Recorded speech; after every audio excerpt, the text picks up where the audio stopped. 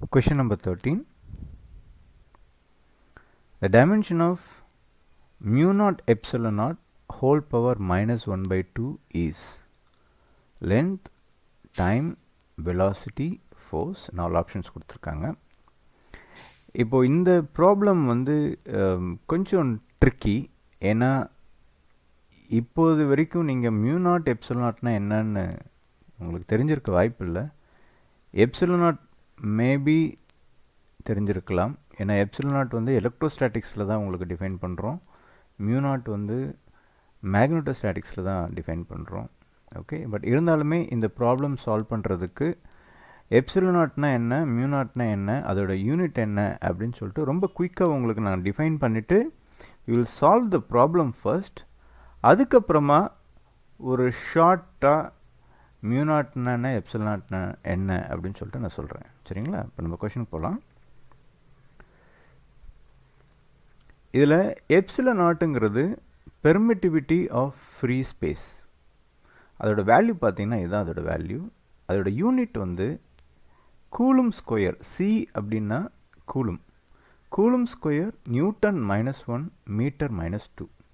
Okay, இதில் metre தவிர்த்து coulomb newton ரெண்டுமே டிரைவ்டு யூனிட்.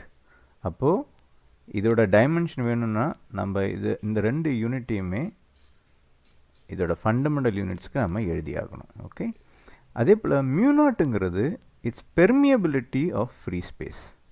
அதோட வேல்யூ பார்த்தீங்கன்னா இதுதான் 4π10⁻⁷ நியூட்டன் ஆம்பியர் -2. இதில் ஆம்பியர் பார்த்தீங்கன்னா ஒரு ஃபண்டமெண்டல் யூனிட். ஓகே, ஆனால் நியூட்டனுங்கிறது ஒரு டிரைவ்டு யூனிட். இப்போது இந்த டிரைவ்டு யூனிட்டை ஃபண்டமெண்டல் யூனிட்ஸில் எழுதிட்டிங்கன்னா மியூ நாட்டோட டைமென்ஷன் கிடச்சிரும். இப்போ நமக்கு அடுத்த டாஸ்க் என்னென்னா எப்சிலன் நாட்டோட டைமென்ஷனும் மியூ நாட்டோட டைமென்ஷனும் வேணும் in terms of fundamental units. Okay, இப்போது epsilon naught, dimension of epsilon naught எப்படி எழுதலாம்? Dimension of coulomb square, dimension of newton -1, dimension of metre -2. Right, அதே போல் கூலும் எப்படி எழுதலாம் அப்படின்னா ஆம்பியர்ஸ் மல்டிப்ளை பை டைம் அப்படின்னு சொல்லலாம். அதாவது ஆம்பியர்ஸுங்கிறது unit of current. Okay, so current எப்படி டிஃபைன் பண்ணுறாங்க அப்படின்னா rate of change of charge அப்படின்னு சொல்கிறாங்க. அதாவது I is equal to dq by dt. Okay, so rate of change of charge அப்படின்னும் போது சார்ஜோட யூனிட் கூலும் டிவைடட் பை டைமோட unit second.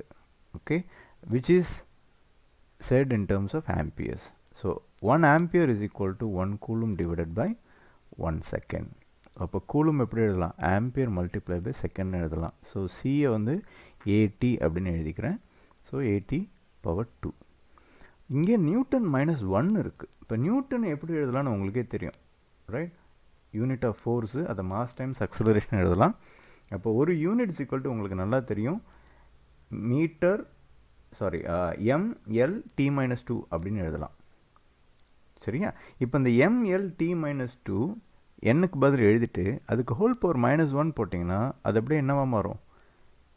m-1 L-1 t⁻2 அப்படின்னு மாறிடும். ஓகே, அதே போல் m வந்து L லென்த்து. ஸோ L-2 அப்படியே ப்ரிசர்வ் ஆகுது. இதை இன்னும் சிம்பிளிஃபை பண்ணிங்கன்னா என்ன ஆகும்? Dimension of epsilon naught is equal to m-1, இங்கே L-1 இருக்குது, இங்கே -2 இருக்குது. ஸோ -3, இங்கே t ஸ்கொயர் இங்கே ஒன்று இருக்குது. ஓகே, இங்கே ஒரு t ஸ்கொயர் இருக்குது. அப்போது ரெண்டுமே ஆட் பண்ணால் t⁻4ன்னு வந்துடும். ப்ளஸ் இங்கே ஒரு ஆம்பியர் ஸ்கொயர் இருக்குது. So ampere square. Okay, so இதுதான் dimension of epsilon not.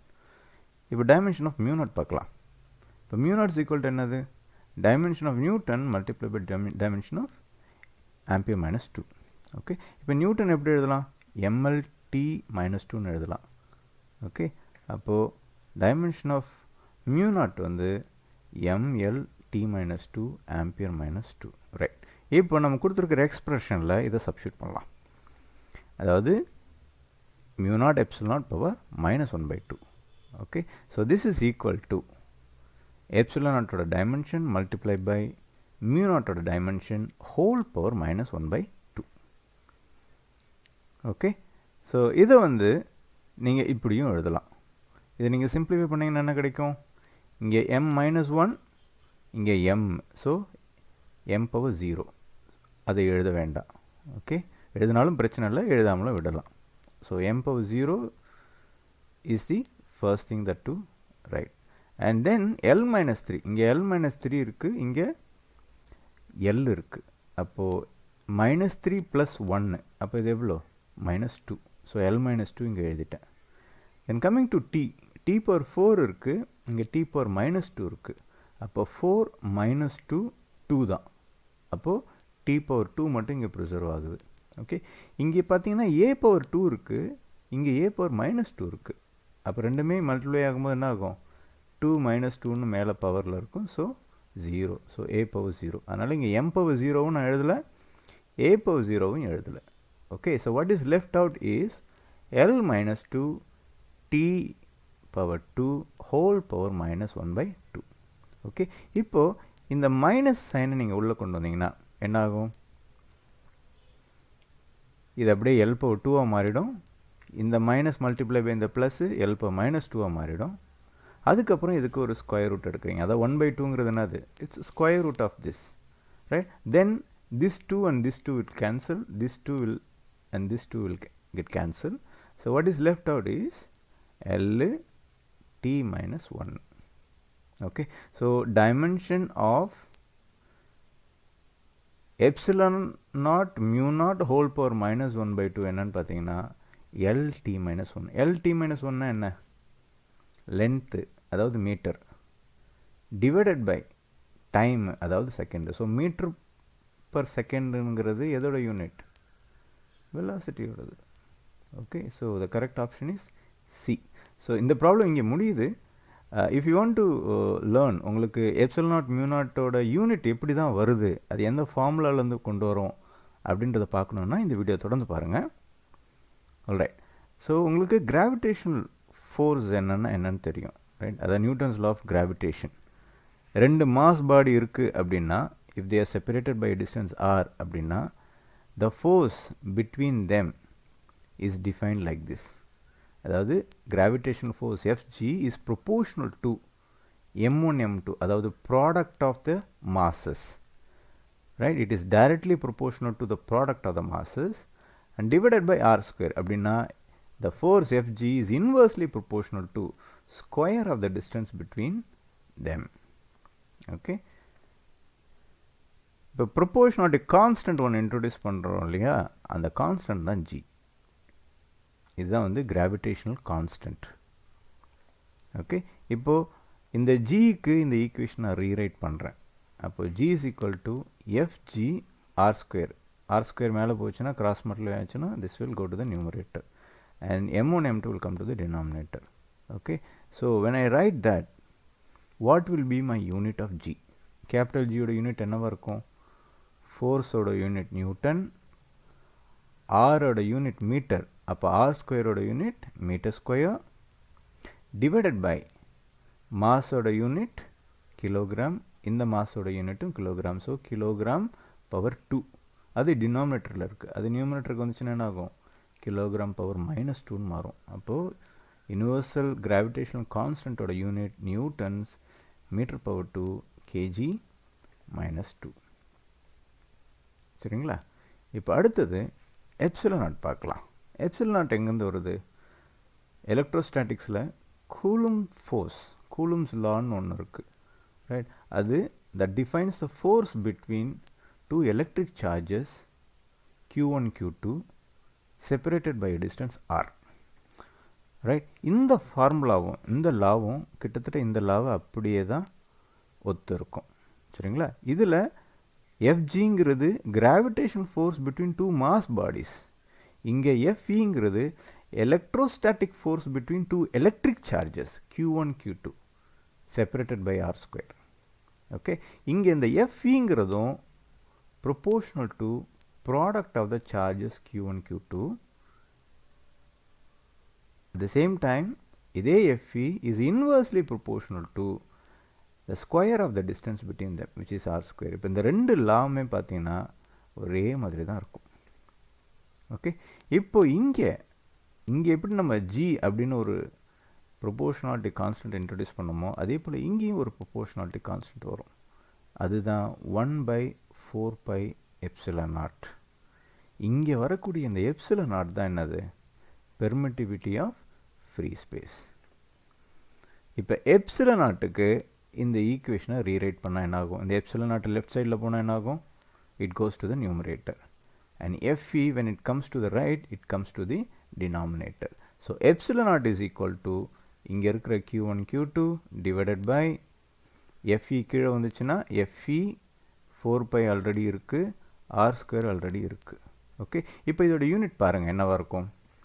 q1 q2 மேலே நியூமரேட்டரில் இருக்குது. q1 q2ங்கிறது சார்ஜ், எலக்ட்ரிக் சார்ஜ். அதோட யூனிட் என்னன்னு முன்னமே சொன்னேன், என்னது? கூலும். ரைட், அப்போது கூலும் மல்டிப்ளை பை கூலும் என்னது? Coulomb square divided by Fe. Feங்கிறது ஃபோர்ஸ் இல்லையா? அப்போ ஃபோர்ஸோட யூனிட் என்ன? நியூட்டன்ஸ். நியூட்டன்ஸ் டினாமினேட்டரில் இருக்குது, மேலே வந்துச்சுன்னா என்ன ஆகும்? நியூட்டன் பவர் -1ன்னு மாறும். ஸோ வந்துச்சா? கீழே மறுபடியும் இருக்கிறது ஆர் ஸ்கொயர். ரைட், ஆருங்கிறது distance between the two charges. So அப்போ அதோட யூனிட் என்ன? மீட்டரா? இப்போது டினாமினேட்டரில் இருக்கிற மீட்டர் ஸ்கொயர், அதாவது ஆர் ஸ்கொயர், மேலே வந்துச்சுன்னா மீட்டர் பவர் -2ன்னு மாறும். அப்போ கூலும் ஸ்கொயர் நியூட்டன் -1 மீட்டர் -2 தான் என்னது? எப்சிலன் நாட்டோட யூனிட். இதை தான் நம்ம ப்ராப்ளத்தில் ஃபஸ்ட்டில் யூஸ் பண்ணிட்டோம். இப்போ உங்களுக்கு அது எப்படி வந்துச்சுன்றதை குயிக்காக சொல்லியாச்சு. ஓகே, இப்போ அடுத்தது மியூநாட் போகலாம். மியூநாட்டுங்கிறது ரெண்டு மேக்னெட்டிக் போல்ஸ்க்கு நடுவில் உள்ள ஃபோர்ஸ்லேருந்து தான் மியூநாட்டு வருது. ஓகே, ஸோ இந்த லாவுமே முதல்ல நாம் டிஃபைன் பண்ண இந்த ரெண்டு கிராவிடேஷன் லாவும் கூலம்ஸ் லாவும் எப்படி பிஹேவ் பண்ணதோ அதே மாதிரி தான் இதுவும் வரும். ரைட், இங்கே எஃப்எம்ங்கிறது magnetic force between two poles. Magnetic force between two, இங்கே டூ சார்ஜஸ், இங்கே two poles, two magnetic poles. இந்த மேக்னெட்டிக் போல்ஸ் இங்கே M1 M2 அப்படின்னு எடுத்திருக்கோம். அப்போ magnetic force between two poles is directly proportional to product of the pole strength, and inversely proportional to r square, where r is the distance between the two poles. Right, இந்த மூணு லாவுமே பார்த்தீங்கன்னா ஒரே மாதிரி தான் இருக்கும். நீங்கள் ஒன்றை ஞாபகம் வச்சிட்டிங்கன்னா மற்ற ரெண்டுத்தையுமே நீங்கள் கொண்டு வந்துடலாம். ஓகே, இப்போது இங்கே ஒரு ப்ரொபோர்ஷனாலிட்டி கான்ஸ்டன்ட்டை நீங்கள் இன்ட்ரடியூஸ் பண்ணால் அது என்னவா வருதான்? μ0/4π அப்படின்னு வரும். μ0/4π. இதில் இந்த 1/4π இருக்கு இல்லையா, அதே 1/4π இங்கேயும் இருக்கும். இங்கே எப்சிலன் நாட்டு டினாமினேட்டரில் வருது, இங்கே μ0 எங்கே வருது? நியூமரேட்டரில் வருது. அதுதான் ஒரே difference. Okay, so μ0/4π M1 M2/r² தான் magnetic force between two poles. இப்போ நமக்கு வேண்டியது μ0ம் அதோட டைமென்ஷனும். ரைட், இப்போ μ0 இங்கே வச்சுட்டு மற்றது எல்லாத்தையுமே நீங்கள் லெஃப்ட் சைட் கொண்டு போனால் என்ன ஆகும்? μ0 is equal to Fm multiply by r square, cross multiply பண்ணால் மேலே போயிடும். Right, divided by M1 M2 divided by M1 M2. இங்கே 4πயும் மேலே போகும், அது போட வேண்டிய அவசியம் இல்லை, ஏன்னா just a number. Okay, so ultimately you get μ0 is equal to Fm r square by M1 M2. இப்போ அதோட யூனிட் என்னவா இருக்கும்? ஃபோர்ஸ் அப்படின்னாலே அதோட யூனிட் நியூட்டன் போட்டாச்சு. ஆர்னா டிஸ்டன்ஸு, அதோட யூனிட் மீட்டர். அப்போது ஆர் பவர் 2 வந்து metre power 2, so m power 2. Right, கீழே போல் ஸ்ட்ரென்த் என்னது? M1 M2. ஓகே, இந்த போல் ஸ்ட்ரென்த்தை எப்படி எழுதலாம்னா ஆம்பியர்ஸ் மீட்டர்னு எழுதலாம். Amperes metre. அப்போ கீழே என்னவா இருக்குது உங்களுக்கு? ஆம்பியர் ஸ்கொயர் மீட்டர் ஸ்கொயர்னு இருக்குது. ஆம்பியர் ஸ்கொயர் மீட்டர் ஸ்கொயர் தான் கீழே உள்ள யூனிட்டு. மேலே ஆல்ரெடி உங்களுக்கு மீட்டர் ஸ்கொயர் இருக்குது. அப்போ கீழே ஒரு மீட்டர் ஸ்கொயர் இருக்குது. அப்போ ரெண்டுத்துமே கேன்சல் பண்ணிடலாமா? அப்போ மீதி என்ன இருக்கும்? மேலே உள்ள நியூட்டன், கீழே உள்ள ஆம்பியர் ஸ்கொயர். அந்த ஆம்பியர் ஸ்கொயர் மேலே போச்சுன்னா ஆம்பியர் -2ன்னு இருக்கும். அப்போது நியூட்டன்ஸ் ஆம்பியர் -2 தான் என்னது? μ0ஓட யூனிட். ரைட், இதை தான் நம்ம ஃபஸ்ட்டில் ப்ராப்ளத்தை சால்வ் பண்ணுறதுக்கு யூஸ் பண்ணிக்கிட்டோம். ரைட், ஸோ ஓரளவுக்கு உங்களுக்கு புரிஞ்சிருக்கும்னு நினைக்கிறேன். Continue to watch our videos. Thank you.